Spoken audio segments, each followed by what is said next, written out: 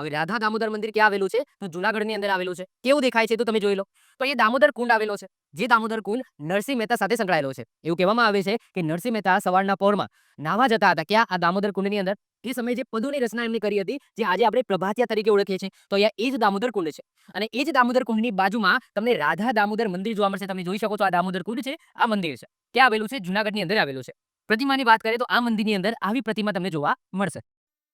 તો વાત કરીએ મંદિરની, તો શ્રી રાધા દામોદર મંદિર એ જુનાગઢ જિલ્લામાં આવેલું છે. આ મંદિર હિન્દુ ભગવાન કૃષ્ણનું બીજું નામ દામોદરજીને સમર્પિત છે. આ મંદિરમાં દામોદરજીની પૂજા ભગવાન વિષ્ણુના 4 હાથ સ્વરૂપમાં કરવામાં આવે છે. તમે જોઈ શકો છો. અને એમની સાથે દેવી રાધાની પણ પૂજા કરવામાં આવે છે. રાધા એમની પત્ની નથી, ઓકે, પરંતુ રાધાની પણ પૂજા આ મંદિરની અંદર તમે જોઈ શકો છો.